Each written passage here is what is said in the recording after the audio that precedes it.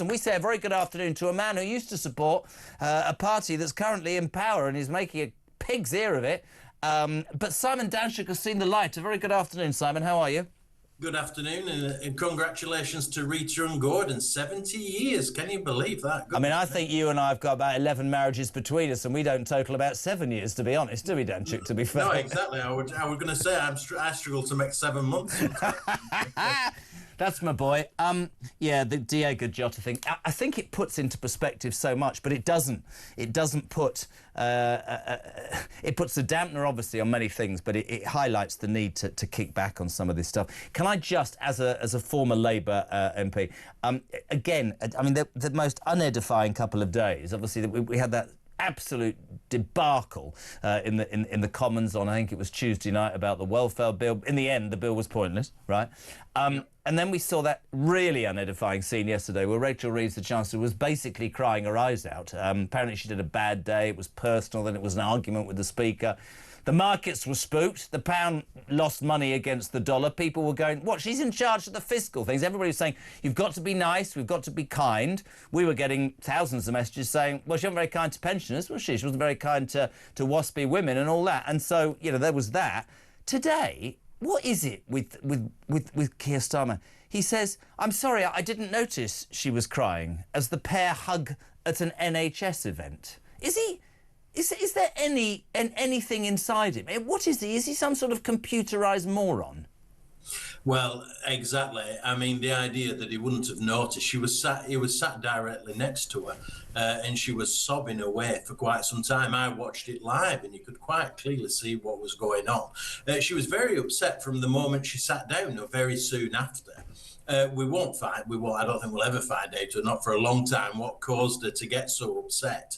But it was clearly, it could quite clearly be a reaction to the fact that he didn't support her when he was challenged by Kemi Badenoch. Can I just jump in and say we've actually got a clip?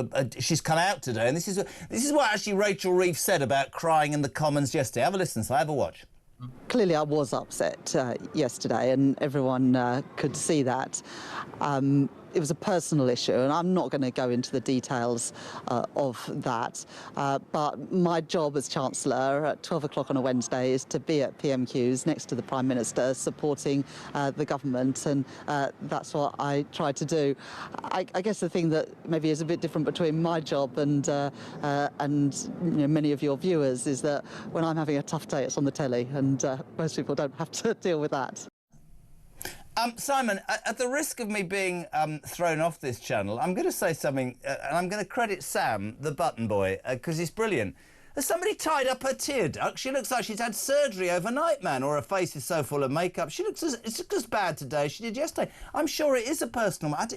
That's not the point. But the point of the matter is, that is the most important fiscal person in the United Kingdom, and that sends a terrible message to the banks, to the bond traders, to anybody, to foreign investors. That sends a terrible message about somebody, and we're not talking about a woman against a man, who's basically lost control because she's had a bad day. Why on earth would you go there if you're in that state in the first place, would be my question, pal. Yeah, totally. I think Keir Starmer's insisted that she was there because he holds her responsible for the welfare bill mess that had taken place less than 24 hours before. So he wanted her to be part of the responsibility for that and insisted that she sit next to him. She's clearly under a lot of pressure, but she can't have it both ways, can she? She can't say, oh, well, I've got a very high-profile job, something personal's happened, but I'm not going to tell you what it is. Well, if you're doing a high-profile job, you need to tell us why you're crying. You need to tell us why you're affecting our economy, because that's exactly what happens because she has that particular job. Now, she can either do it effectively and efficiently, or she can't. Now, all the indications are that she can't. It's not just the fact that she's crying, it's that the fact that the country and the economy is going into nosedive. It's in a really bad state. She's clearly not up to the job. Let's be frank and honest about this. I couldn't agree more. Mate, I want to bring us on to the Talk exclusive today that everybody's talking about, and fair play to the team behind the scenes that did this. I just want to see your face. I mean, this to me, I mean, we've listened to people say, you do criticise migrants, illegal migrants, quite a lot. I criticise the whole thing because I feel very strongly that people in this country who are struggling to pay their bills, to feed their kids, to have anything other than an existence, will look at the increasing favourability shown to migrants and think this isn't fair. So I try and be balanced. Today, in a Talk exclusive, we discovered that councils who are being pressurised by central government to move migrants out of hotels, because nobody likes the fact, quite rightly, it's £8 million a day or something to house these unfortunate people, right? Well, actually not. Actually, they're not unfortunate either. They're probably more fortunate than most of us, right? They're now offering, landlords across this country large lump sums of cash. I'm going to underline that. 6 months' rent in cash, a fully refurbished flat to move migrants in so they can tick a political box from a hotel. But it begs the question. That is going to absolutely screw the British rental market. It's going to say to a younger generation, and by the way, Keir Starmer, north of Islington, where they don't earn that much money, as much as they do down south, where they would struggle to get on board to buy a house, certainly in terms of how you can go about getting a mortgage now, the rental market has exploded because of that. They aren't going to be able to go and say, well, you've been given 6 months cash free because of the migrant, and they're not going to have the money. So what does that do to people who have lived here all their lives and played their games and they're their kids and whatever? What's your take on this? Because I think this is absolutely outrageous.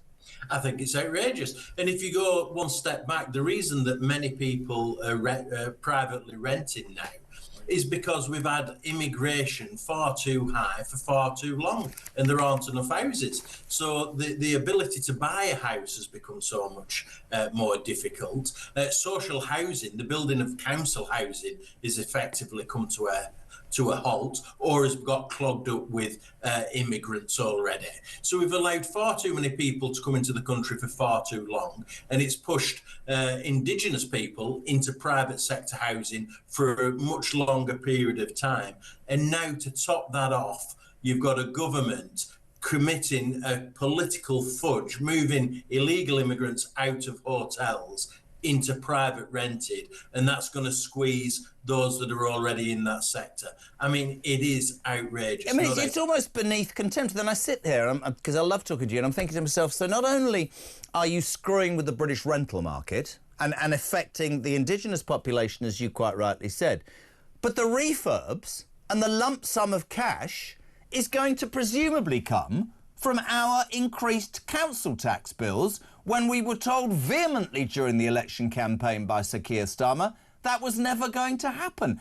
And this is on the back of the debacle the other day where we patently know that other taxation is going to be increased. You have to say, and let's be perfectly honest, a year ago tomorrow, I was so fed up with the Tories I couldn't vote for the Tory party. I'd voted for them all my life. I voted Reform. When Labour got in, I wanted them to be a success. I happen to be a proud Englishman, whatever you want to say, right? I mean, they have been monumentally bad by anybody's standards. And what frustrates me is not even the technical disability. It's the fact that they can't smell it. They can't sense it. They can't. We keep using this phrase, political antennae. Is this man mad? What are you saying to the younger generation? You can go on the streets. People that have come to this country, they're going to be fine. What does he expect's going to happen? Oh, exactly. And it's not just you and I that think Keir Starmer is performing badly. All the opinion polls of the vast majority of the public think that Keir Starmer is the worst Prime Minister we've had at this period in any electoral cycle. I mean, that is just a fact. And I believe it to be the case. He's truly appalling. I mean, I used to think Rishi Sunak could have done better. And Liz Truss, these guys are making those look competent. I mean, there's no doubt about that. And it's not just on one or two issues where they're failing. It's on every issue. They're failing to protect us borders. The economy is taking a turn for the worst. Criminal justice is a two-tier system. Yep. Policing is ineffective across London and large parts of the Well, I'll bring you up on that, because there's something else I wanted to talk to you about, which Starmer has his grubby mitts all over. The BBC streamed that Glastonbury sent by that revolting punk rock duo Bob Villain. We saw all about that, the fallout with that. Turns out the Director General was actually there, Tim Davie, knew about it and said, well, we won't allow it on demand. You know, it can stay on the streaming service. This has been going on a day. Today, right, despite categorising that act as high risk, the corporation has confirmed, the corporation's chairman said chants should not have been broadcast, but insisted that the Director General's had the full backing of the board and we must in future look at high-risk acts. They're a bunch of incompetent idiots, and there's the other thing as well. I was very supportive when after Southport Starmer sent his militia onto the streets because they don't like those far-right thugs. I think labelling everybody who wanted to complain far-right was a major mistake. Why the hell wasn't he and his police and his justice system coming down on this bloke, Simon Danczuk, as quickly as he did on those rioters in Southport? Oh, absolutely. And if you look at Lucy Connolly, who's got 31 months for doing a tweet that she took down a few hours later, as Richard Tice, Deputy Leader of Reform, said earlier today, Bob Villan, the guy at Glastonbury, should be looking at about 6 years imprisonment for what he said at that concert.